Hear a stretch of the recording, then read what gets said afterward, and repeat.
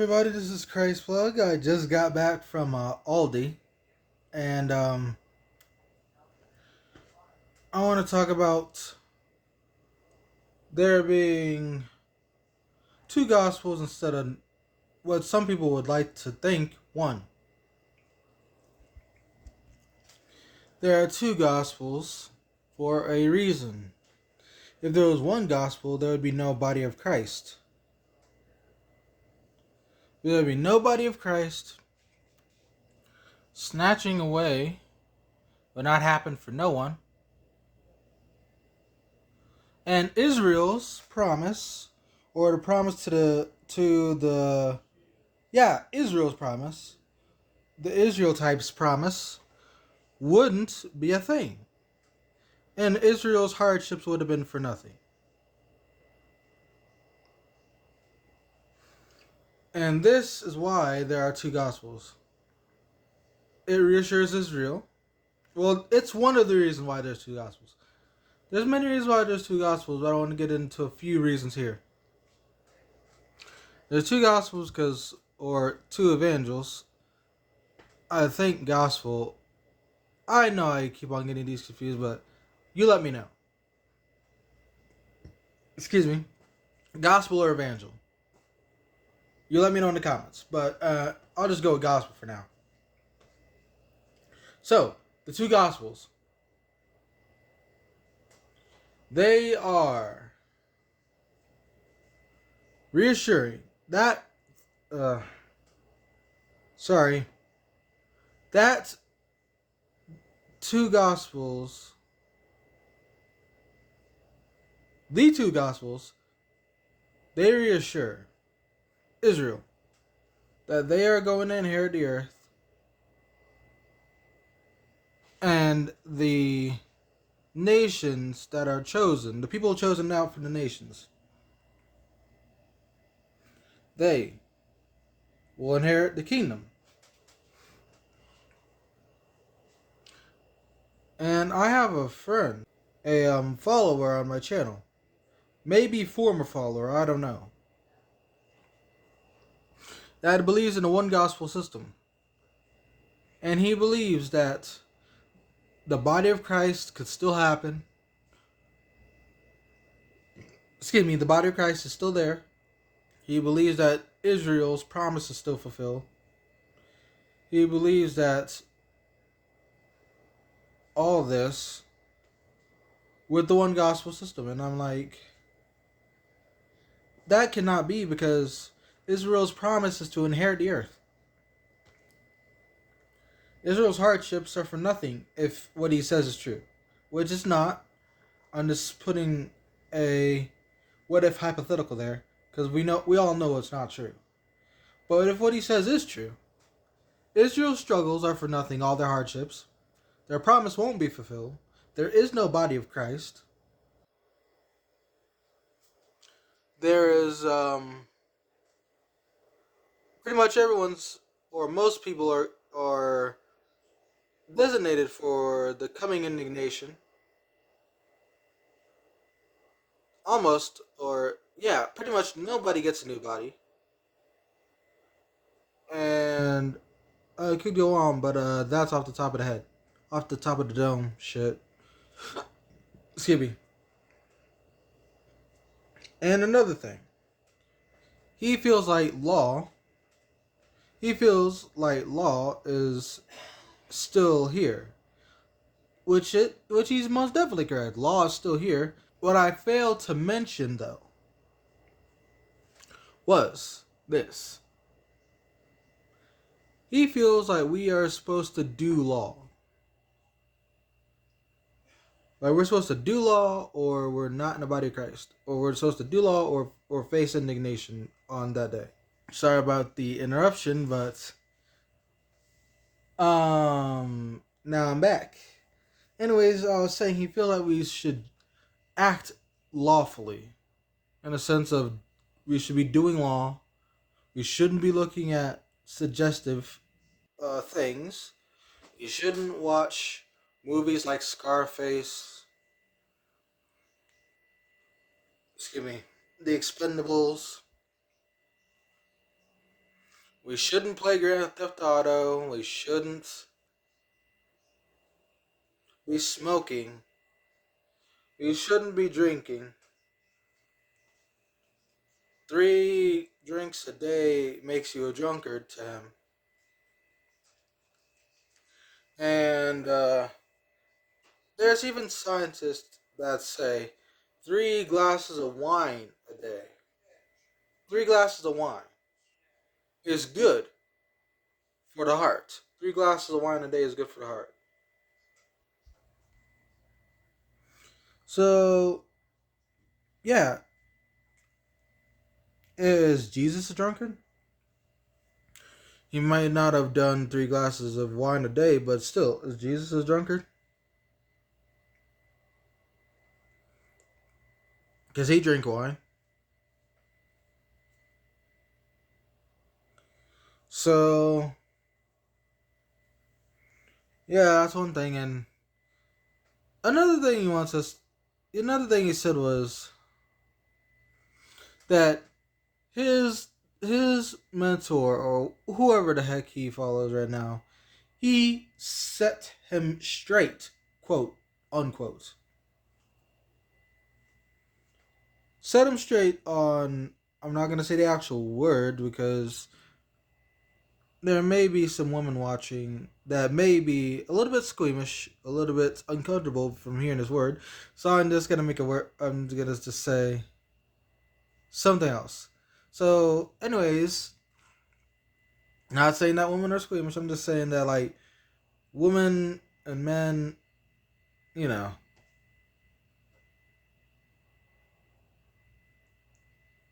cut me a break. Just cut me a break. But anyways, as I was saying, he quote set him straight unquote. Whoever he followed, set him straight on Mr. Gratian. He set him. He set him straight on Mr. Gratian. I am sorry, but he set him straight on Mr. Gratian. And looking at um the beautiful form of a woman, he even set him straight on that. As a matter of fact, you can't even he whoever he's following is telling him that sex is only for marriage or like that's only for that. And we all know that that's Israeli law or law under or law in or Israel's thing that sex is only for marriage. And no, and yet he's gonna talk about mistegration for people who are not married. It just strikes me as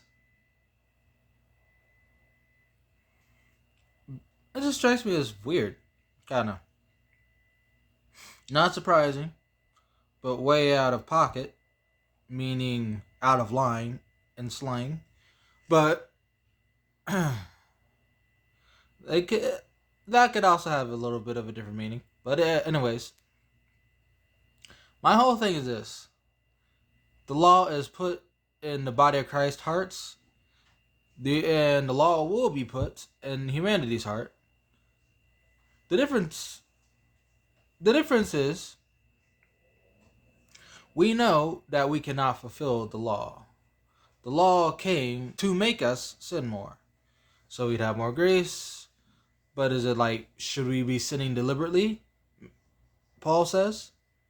To an extent, he didn't say that exactly, but he's basically in essence saying, should we be sinning so we should get more grace deliberately? May not be coming to that. And I agree, like we shouldn't be sinning like, oh, I'm gonna go out and kill people. I'm gonna shoot shit. I'm gonna go out fuck up a whole fucking Walgreens, Walmart, spin around the block and shit. No, we aren't.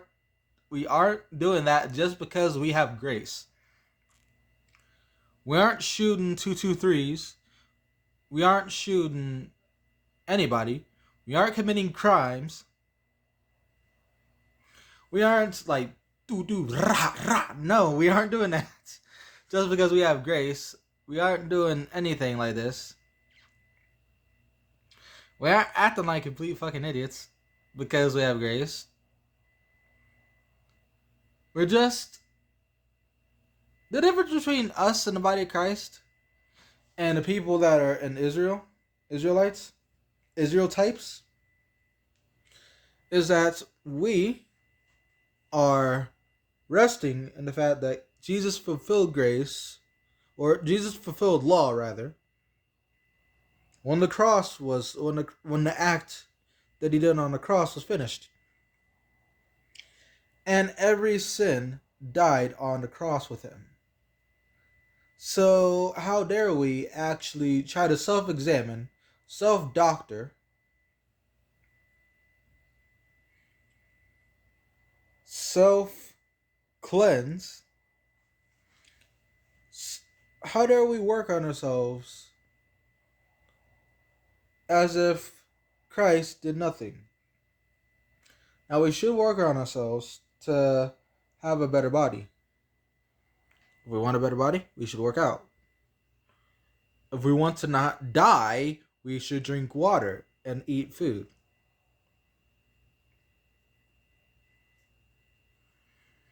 But yeah, that's the thing. And here's how I always thought of sin. Sin is just the floor. Sin is just the floor, and I am the feet, and I am my own feet. But sin is a floor, and I am my own feet. Sin is a dirty floor. And on me being my own feet, I hope I'm making sense. But me being my own feet, I'm covered by God, which is my shoes. I'm covered by the grace of God, which is the shoes on me. The feet.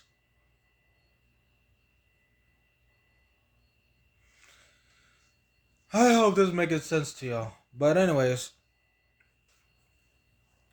if I was uncovered by God's grace, my feet, aka I, would get dirty by the floor of sin. But I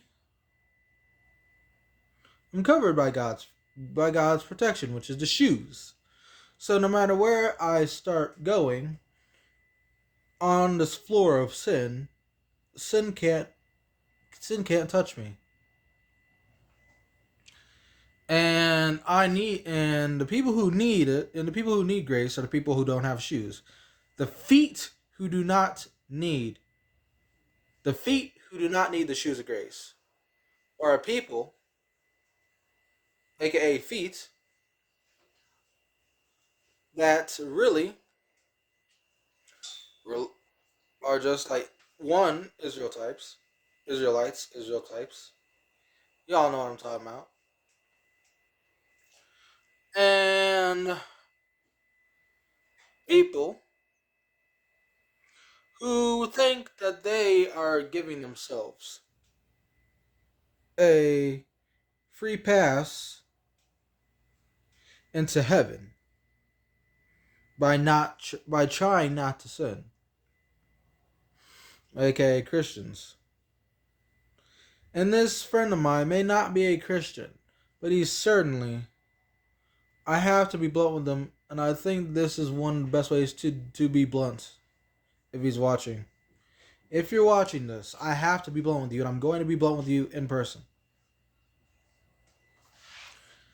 That you may not be. That you may be an Israel type. That you may just be an Israel type. Let's be honest. Israel types are the type of people that like focus on law. They focus on not trying to Mr. Great. They focus on trying not to do shit like that.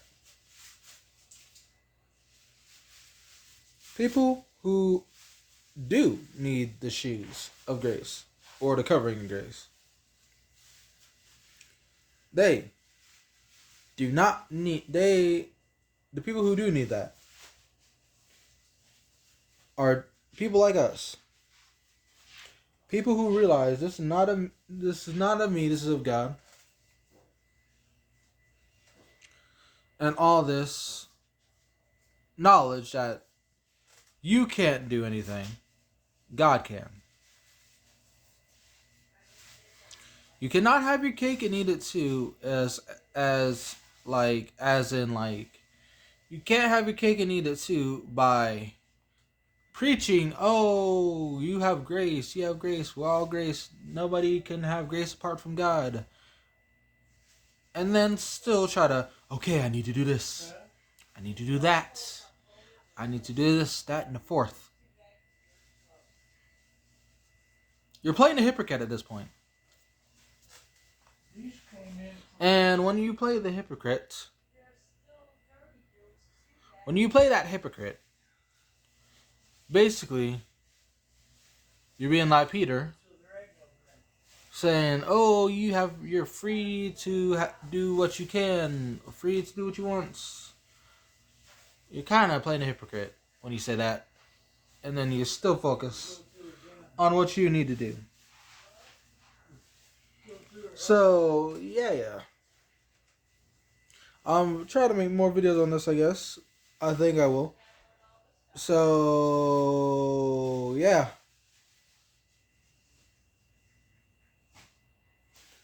Grace and peace to y'all. And I'll talk more later to y'all. Grace and peace. Love y'all.